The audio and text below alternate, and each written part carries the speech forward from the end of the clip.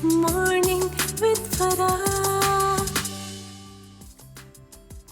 Welcome back ATV morning آپ دیکھ رہے ہیں اور میں نے آپ کو پروگرام کے آغاز میں بتایا کہ آج پنجاب سے تعلق رکھنے والی ایک بہت بڑی صوفی شخصیت جو ہے ان کا یوم وصال ہے اور ہم انہیں یاد کریں گے.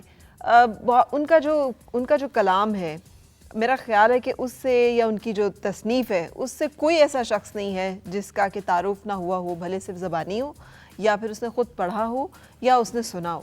اور خاص طور پہ پنجاب کے رہنے والے جو لوگ ہیں اور جو پنجاب کو ذرا کچھ تھوڑے پچھلے پرانے پنجاب کو جانتے ہیں, جنہوں نے ویڑے بستے ویکھے نے, جنہوں نے تھڑیاں دے اتنے محفلاں جمدیاں دیکھیاں نے اور اتھے رات دے ویلے جدوں بیٹھ کے سب لوگ اور ہیر رانجھا پڑھی جاندی سی, ہیر پڑھی جاندی سی, تو وہ سب لوگ اس چاشنی سے اور اس مزاج سے واقف ہیں. کمپیئر کیا جاتا ہے ان کو شیکسپیئر کے ساتھ. شیکسپیئر نے رومیو جولیٹ لکھی اور وہ ایک انٹرنیشنل ادب میں اس کا ایک بڑا مقام ہے کہ جی وہ اس نے رومانس کی اور محبت کی کوئی بہت ہی طوفانی داستان لکھ دی ہے. ہمیں ان کی تصانیف میں اور ان کی اس قصے میں چاشنی ملتی ہے محبت کی بھی, تصوف کی بھی, روحداری بھی ہے, دلداری بھی ہے, دنیا داری بھی ہے. اور اس کا ایسا خوبصورت غنا ہے کہ جن لوگوں نے سنی ہوئی ہے ہیر بیٹھ کر ایسے اپنے گیٹ ٹوگیدرز میں جو گاؤں میں ہر روز ہوا کرتی تھی, ہر چوپال پہ, ہر تھڑے پہ, ہر بیٹھک میں یہ محفل جو ہے وہ جمع کرتی تھی, تو وہ اس کی چاشنی سے بخوبی واقف ہیں. اسی حوالے سے آج ہم نے کوشش کی کہ ہمیں اپنے کلچر سے جڑنے کی بڑی ضرورت ہے, اور خاص طور پہ پنجاب کو. مجھے بہت فیل ہوتا ہے کہ سندھی بھی سندھی بولتے میں نے سنے ہیں, بلوچی بھی بلوچی بولتے سنے ہیں, پختون کو بھی بڑا پراؤڈلی اپنی مادری زبان میں بات کرتے سنا, جو بڑی اچھی بات ہے. پنجابی ذرا کم اپنی مادری زبان میں بات کرتے سنائی دیتے ہیں. سو بڑا ضروری ہے کہ ہماری آنے والی نسلوں کو ہر علاقے اور خطے کی جو کلچر ہے, جو روایات ہیں, جو ادب ہے وہاں کا, اس سے شناسائی ہو, اور صرف شناسائی نہ ہو, وہ اس کے ساتھ رومانس میں مبتلا ہوں تاکہ وہ اس رومانس کو کیری فارورڈ کر سکیں. ورنہ ہماری روایات اور یہ جو ہمارا کلچر ہے جس کے اوپر ہم بڑا پراؤڈ فیل کرتے ہیں, یہ یہیں پہ دم توڑ جائے گا ہمارے ساتھ. یہ ہمارے بزرگوں کے جانے کے ساتھ, ہمارے جانے کے ساتھ کسی کو پتہ بھی نہیں ہوگا کہ یہ سب باتیں جو ہیں یہ کیا تھیں, کہ حکے کی گڑ گڑ کے ساتھ اور کوئلے کی تپش کے ساتھ ہیر سننے کا جو مزہ ہے وہ کیا ہے. جب تک اس چاشنی سے وہ لطف اندوز نہیں ہوں گے یا اس سے انٹروڈیوس نہیں ہوں گے, انہیں پتہ ہی نہیں چلے گا. سو جناب, آج اس حوالے سے بات کرنے کے لیے ہم نے کوشش کی کہ ہم چند ایسے لوگوں کو مدعو کریں جو اتھارٹی ہیں اور جو ہمیں بڑی اچھی طرح سے بتا سکتے ہیں, اور کچھ ہم آپ کو کلام بھی سنوائیں گے, ہیر جو ہے وہ سنائیں گے بھی. اس کے لیے بھی ہم نے یہاں پہ لوگوں کو مدعو کیا ہے. سب سے پہلے میرے ساتھ موجود ہیں ڈاکٹر ارشد محمود ناشاد صاحب. ڈاکٹر صاحب جو ہیں یہ ایک بڑی ادبی شخصیت ہیں. جب خاص طور پہ بات کی جاتی ہے وارث شاہ کی, تو وارث شاہ کے خلاف بھی ایک بڑا اسٹرانگ آرگیومنٹ آیا, تو اپنی کتاب میں انہوں نے اس کا بھی رد کیا ہے. یہ ان کا بلیف ہے کہ وارث شاہ صوفی نہیں ہے, شاعر ہیں, ادیب ہیں, اور ان کی جو ایک ادبی ویلیو ہے اس کے لحاظ سے ان کو ایویلیویٹ کیا جانا چاہیے. پنجابی جو رسائل اور جرائد ہیں اس میں ان کے تواتر کے ساتھ مضامین شائع ہوتے رہتے ہیں. Thank you very much for joining اور خوش آمدید. ہمارے ساتھ موجود ہیں عامر رضا. عامر جو ہیں پنجابی پرچار ادبی کلچرل تنظیم انہوں نے قائم کر رکھی ہے, خود بہت اچھے رائٹر ہیں, ڈرامہ لکھتے ہیں. ان کا ایک بڑا اچھا پروجیکٹ جو ہے وہ آج کل آن ایئر بھی ہے, آپ دیکھ بھی رہے ہوں گے اور انجوائے بھی کر رہے ہوں گے. تھینک یو فار جوائننگ, شکریہ تشریف لانے کے لیے. فرحاد اقبال میرے ساتھ ہیں, پنجابی پرچار ادبی تنظیم کے وائس پریزیڈنٹ ہیں, اور یہ ہر سال وارث شاہ پہ سالانہ ایک تقریب کا اہتمام کرتے ہیں. انٹرنیشنل پنجابی کانفرنس بھی انہوں نے 2023 میں منعقد کروائی. السلام علیکم جی, کیسے ہیں؟ شکریہ تشریف آوری کے لیے. اچھا ڈاکٹر صاحب, سب سے پہلے تو میں نے بھی جو شروع میں کیا ہے وہ یہی کہ وہ صوفی ہیں یا ادیب ہیں. ہم نے ان کو کس کیٹیگری میں وارث شاہ کو دیکھنا ہے اور کس انداز میں ان کو جو ہے وہ فیل کرنا ہے. جو یہ کتاب ان کی میرے پاس ہے, اس میں تو بہت سارے ان کے کلام یا قطعے یا بہت سارے ایسی باتیں ہیں جو سیدھی عشق حقیقی کی طرف اشارہ کرتی ہیں, جو کہ ایک صوفی کا ہی درجہ اور مقام ہو سکتا ہے. جی بہت مہربانی. بسم اللہ الرحمن الرحیم. جیسا کہ آپ نے اپنے انٹرو میں بات کی, وارث شاہ پنجابی ادبیات کا ایک عظیم دانشور ہے, ایک عظیم شاعر ہے. اس میں کوئی دوسری بات نہیں ہے کہ ان کی جو عزت, ان کی جو شہرت, ایک معمولی قصہ یہ لکھنے والے بہت لوگ ہیں ہمارے یہاں.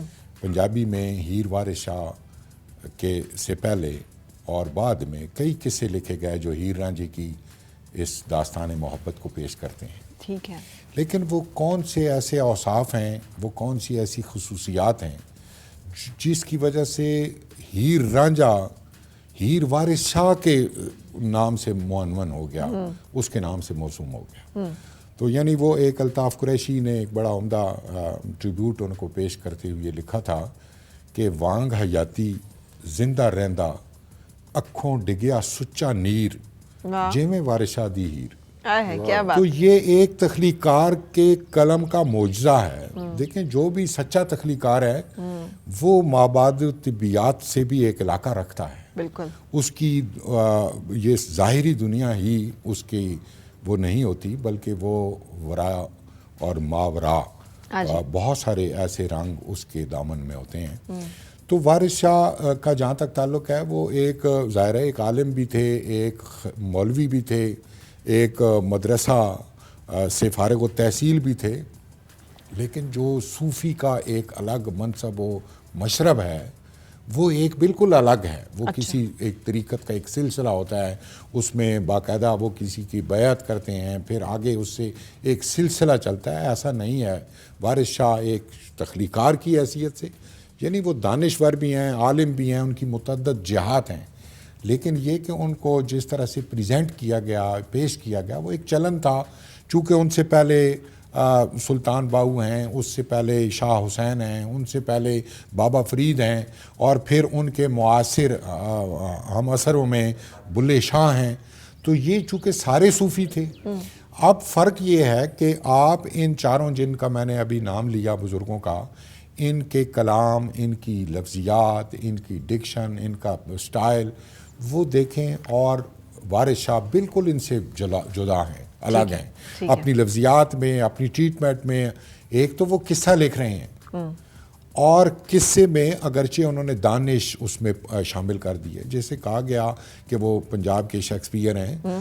تو مطلب یہی ہے کہ انہوں نے وہ تمام زندگی کے رنگ, زندگی کی تمام رعنائیاں, پھر اس عہد کے سیاسی, سماجی, معاشرتی حالات کو جس زاویے سے انہوں نے عکس فگن کیا اپنی کتاب میں, وہ انہی کا خاصہ ہے. ٹھیک ہے. ہم اس پہ عامر آپ تو لکھتے رہتے ہیں بہت زیادہ, اور آپ خود ڈرامہ نگار ہیں, تو چونکہ ہم کہہ رہے ہیں کہ یہ ایک کیا ایک ناول ہے, کیا یہ ایک افسانہ ہے, کیا یہ ایک ڈرامہ ہے, کیا یہ ایک قصہ کہانی ہے, ہم ہیر وارث شاہ کو کس طرح سے سمجھیں اور محسوس کریں؟ دیکھیے جیسے نشاط صاحب نے کہا کہ اس کی بہت سی ڈائمینشنز ہیں, اور اس میں کیریکٹرائزیشن جیسے ہے نا, قیدو ایک آتا ہے. جب ہم شیکسپیئر کا نام کہتے ہیں کہ وارث شاہ کو شیکسپیئر کے برابر, تو شیکسپیئر کو دیکھا جائے تو ایک ڈرامہ نگار ہے. جی. اچھا, ڈرامہ جو ہے اس کے اندر 3 ایکٹس ہوتے ہیں, پلاٹ پوائنٹس ہیں. اگر ہم اس کو اس کے پیرلل کنسیڈر کریں, ڈرامے کے پیرلل, تھوڑا سا فرق یہ ہے کہ جو سب کانٹیننٹ ہے یا ہمارا جو پنجاب ہے, اس کے اندر ڈرامہ یا ناٹک اس طرح سے پاورفل نہیں ہے جیسے گریک یا انگلینڈ کے ہاں اتنا وہ پاورفل ہے. ہمارے ہاں داستان گوئی, مثنوی, قصے کہانیاں, ان کا چلن زیادہ ہے, جو لوگ پبلک سپیسز کے اندر بیٹھ کر ایک دوسرے کو سناتے ہیں. جی. اب اگر ہم اس کو ڈرامے کے پیرامیٹرز پر دیکھیں تو رانجھے کو اس کی بھابھیوں کا ایک تانا ملتا ہے کہ تم نے کون سا ہیر لے آنی. اب یہاں سے ایک جرنی جو ہے وہ سٹارٹ ہوتی ہے, یعنی یہ ہماری سٹوری کا اگر ہم کہیں تو پہلا پلاٹ پوائنٹ ہے. اور اس کے بعد پھر رانجھے کا وہاں پہ آنا, ہیر کا ملنا, کریکٹرز کی آرک کا بننا. آج کل تو سیزنز کا دور ہے, اور اگر آپ سیزنز کے پوائنٹ آف ویو سے دیکھیں تو ہر کریکٹر کی ایک بیک پلاٹ ہے, ہر کریکٹر کی ایک آرک ہے, ہر کہانی ہے, اور پھر اس کے ساتھ ساتھ جو سب پلاٹس ہیں وہ جڑتے جاتے ہیں. تو اس کے اندر ہمیں وہ ساری چیزیں, سارے کریکٹرز, ان کے بیک پلاٹس, ان کی سائیکی, ان کی پوری ایک آرک جو ہے وہ بنتی ہوئی نظر آتی ہے. اب جو دانشور ہیں وہ یہ کہتے ہیں کہ قیدو جو ہے اس کی جو ظاہری ڈیفارمیٹی ہے, اس کی وجہ سے اس کے اندر ایک ریزسٹنس پیدا ہو جاتی ہے بیوٹی کے اگینسٹ, ہیر کے اگینسٹ, اور رانجھے کے لو کے اگینسٹ. اور آج ماڈرن دور میں اگر آپ دیکھ لیں تو اس طرح کے کتنے فلمز آپ کو ملیں گی. اور کتنے سیزنز آپ کو ملیں گے جس میں کریکٹر کی جو فزیکل ڈیفارمیٹی ہے اس کی پوری سائیکی وہ تبدیل کر کے رکھ دیتے ہیں. اور آج سے 300 سال پہلے لاشعوری لیول تک انہوں نے ڈیپتھ جسے ہم کہتے ہیں کہ اس کے اندر گہرائی ہے, نہ صرف مشاہدے کی گہرائی ہے, تجربات کی گہرائی ہے, بیان کی خوبصورتی ہے, الفاظ کی خوبصورتی ہے. اور یہ دیکھیں کہ سٹوری ٹیلنگ کے اندر ان 2-3 سالوں میں بہت سی تبدیلیاں آئی ہیں, اور لیکن جو بیسکس ہیں وہ وہیں پہ رہی ہیں. جی. اور یہ جو قصہ ہے تھوڑا سا ہم کنٹینیو, سوری آپ کی بات کٹی ہے, لیکن فرحات صاحب میرا تعلق اسی بیلٹ سے ہے جو ہیر رانجھے کی ہے, وہ جھانگ والی سائڈ سے. تو ابھی تک وہ علاقہ ڈیولپ نہیں ہے. سو ہم اگر اس زمانے کو دیکھیں جب وارث شاہ وہاں موجود ہوں گے, اور یہ ایک چھوٹی سی مسجد جس میں ساری زندگی انہوں نے گزاری ہے, اور اس مسجد کی امامت ملکہ ہانس میں, اور وہاں پہ امامت کرتے ہوئے گزاری ہے, تو کیا وہ اور پنجاب جہاں پہ کہ چودھری بھی ہیں اور وڈیرے بھی ہیں اور جاگیردار بھی, کیا وہ کیا چیزیں تھیں جس سے وہ خود ذاتی طور پہ گزرے ہوں گے, اور اس کا جو امپیکٹ ہے وہ پھر ہمیں ہیر وارث شاہ کی صورت میں دکھائی دیتا ہے. وہ جو پنجاب کی ثقافت کی ایک ترجمانی ہمیں اس میں دکھائی دیتی ہے, وہ کیسے دیکھتے ہیں آپ؟ نہیں, وہ اصل میں اگر ہم 267 سال پیچھے چلے جائیں نا, جب یہ ہیر لکھی گئی ہے, مکمل ہوئی ہے, اس وقت کے اگر آپ بنت دیکھیں تو معاشرے کی یہ تھی کہ اس وقت یہاں پہ مطلب ہے ہندو, سکھ, مسلم سب اکٹھے تھے. رواداری جہاں پہ تھی وہاں پہ ڈیفرنسز بھی تھے, اور لیکن وہ جو ایک ہے نا, آپ جس کا ذکر کر رہے ہیں کہ اس وقت جو محرومی تھی مختلف طبقوں کی, کچھ طبقوں کے اگینسٹ, اس کا ہمیں پوری کتاب میں بہت جگہ پہ مختلف کرداروں کی زبانی وہ آرگیومنٹ ہمیں باقاعدہ بڑا ہیلدی آرگیومنٹ نظر آتا ہے. اچھا.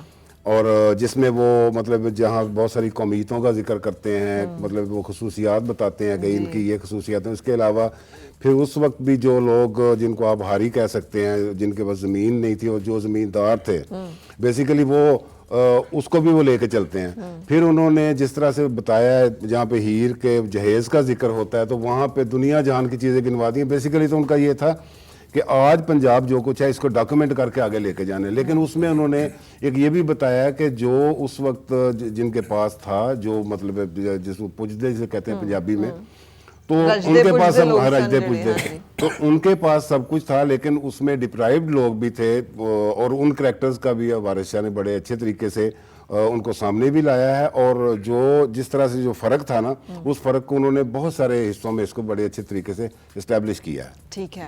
اچھا ڈاکٹر صاحب, مجھے نہیں معلوم, میرا جو ہیر سے تعارف ہے بچپن کا ہے, کیونکہ ہمارے جو امام مسجد تھے گاؤں میں وہ بڑے شوق سے ہیر جو ہے پڑھا کرتے تھے, اور ہماری جب بیٹھک, وہ چوپال بیٹھک میں جب بیٹھتے تھے سارے مرد, تو ایک ہی مشغلہ ہوتا تھا کہ ہیر سنی جائے, تو میں نے اس وقت سے ہیر سنی ہوئی.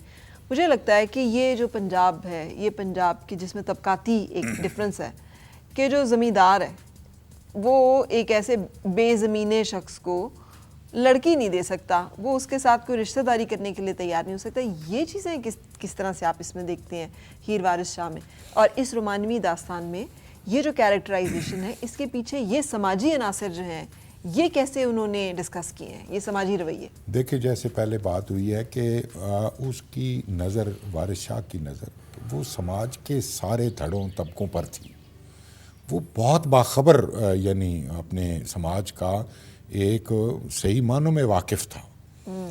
پھر یہ کہ جو کردار اس نے چنے اور بنایا, جو ظاہر ہے میں نے پہلے گزارش کی کہ یہ ایک ایسا قصہ ہے جو پہلے سنا جا چکا ہے, پہلے سنایا جا چکا ہے, اس کے کردار متعین ہیں. اب اس نے ان متعین کرداروں کے اندر ایک نئی روح پھونکی ہے. یعنی آپ جب قصہ شروع کریں اور فوری طور پر اس کے آپ دیکھیں گے کہ آگے ایک ٹاکرا آ جاتا ہے, ایک ٹکراؤ آتا ہے کرداروں میں, جی, کانفلکٹ آ جاتا ہے. اس کانفلکٹ نے وارث شاہ کے جو رنگ سخن آپ کہہ لیں یا اس کا جو وین ہے اس کو بڑا سپورٹ کیا ہے. یعنی وہ رانجھے کا بھابھیوں کے ساتھ ٹکرانا, پھر آگے وہ جاتا ہے سفر میں, وہ لڈن کے ساتھ اس کا ٹکراؤ ہے, وہ راستے میں مولوی کے ساتھ اس کا ٹکراؤ ہے, پھر ہیر کے ساتھ اس کا ٹاکرا ہے, پھر ہیر کا اپنی ماں کے ساتھ, اپنے باپ کے ساتھ, مطلب یہ مختلف ٹکراؤ کی. ان میں یعنی ہیر عام قصہ نہیں رہا. ان ٹاکروں کی وجہ سے۔ ایک تو ہر 2-4 صفحات کے بعد ہمیں یہ نظر آتا ہے کہ وہ ایک مقولہ شاعر کے عنوان سے ایک ٹکڑا شامل کرتے ہیں جس میں وہ دانش جو صدیوں کی ورثہ ہے وہ گندی ہوئی ہے پوری، اور اس کو نہایت کرینے کے ساتھ ان کرداروں کی آپس کی چپکلش، ان کے ایک دوسرے پر اعتراضات، لان تان یعنی جو تانے تشنیع ہے، اس کی روشنی میں وہ کچھ وہاں اخلاقی اصول فراہم کر دیتے ہیں جو دانش اقوال ہیں، سینگز ہیں، کوٹ ہیں باقاعدہ، اور وہ یہ چلتا رہتا ہے۔ اور آخر تک وہاں آپ دیکھیں کہ اس نے مختلف جو ہماری اقوام ہیں اس میں مختلف دھڑے ہیں، طبقے ہیں، جٹ ہیں۔ اب جٹوں کی اس نے بعض برائیاں بیان کی ہیں، کرداروں کے ذریعے بھی آئی ہیں، ان کے مقولات کے اس کے اندر بھی آئی ہیں۔ ان کے وہ رنگ جو ہے وہ ہمیں اس عہد کے پورے اس تناظر میں دکھائی دیتے۔ یہ نہیں کہ وہ ذاتی نقطہ نظر ہے، وارث شاہ کا وہ ذاتی نقطہ نظر نہیں ہے۔ بعض لوگوں نے اس پر تنقید کی ہے کہ اس نے جی مختلف ذاتوں یا مختلف پیشوں یا مختلف قوموں کو اس نے تحقیر کی ہے اور ہدف تنقید بنایا۔ ایسا نہیں ہے، وہ ایک ویژنری آدمی ہے، اس سماج پر پوری نظر ہے اس کی، وہ ایک سماجی رویے کو ڈپکٹ کیا اس نے اپنے اس میں قصے میں، اور پھر وہ کرداروں کے ساتھ جو ٹکراؤ کے بعد نتیجہ نکالا ہے وہ اپنے اس اشعار میں وہ گوند کر رکھ دیا ہے۔ تو ہم یہ سارا منظرنامہ ہمارے سامنے اب دیکھیں نا، جو ہیر کا اپنے والد کے ساتھ مکالمہ ہے، اس میں والد اس کو ڈانٹ پھٹکار کر رہا ہے، کہتا ہے کہ تم نے ایک چاک کے ساتھ رشتہ بنایا، ایک ملازم کے ساتھ، ایک ہماری پیسے چلانے والا۔ وہ میں نے بھی یہی بات کی ہے کہ آج تک پنجاب میں چاک کہہ لیں، کاما کہہ لیں یا ہاری کہہ لیں، جو بھی مختلف سندھ میں ہاری، ان کے ساتھ رشتہ داری کا ذمہ دار لوگوں میں سوال ہی پیدا نہیں۔ یہ غیرت کے نام پہ جو قتل ہے، یہ اس کی جو پوری ایک ہسٹری ہے وہ یہی ہے کہ انہی چیزوں کے اوپر یہ غیرت جاگتی ہے۔ بالکل ایسا ہی ہے، بالکل ایسا ہی ہے۔ اور اس کو اعتراض جو سب سے بڑا ہے، وہ جب قیدو آ کر شکایات کرتا ہے اور وہ خبر بیلوں سے نکل کر جب شہر گاؤں دیہات تک پہنچتی ہے، تو اس کو پہلی جو یہ بات سب سے ناگوار گزرتی ہے کہ وہ ایک چاک کے ساتھ اس نے دوستی کا تعلق قائم کیا ہے، اور یہی اس میں بالکل صحیح۔ ہم آپ کو ہیر سنائیں گے بھی، اور کچھ اور باتیں جو ہیں وہ بھی ڈسکس کریں گے۔ اسٹے ود اس، ایک چھوٹے سے بریک کے بعد ملاقات ہوگی۔ اور مل کے گنگنائے ہیں گم شدہ جو خوشیاں، ساری وہ ڈھونڈ لائے، آؤ پھر سے مسکرائے، مارننگ وتھ فرا۔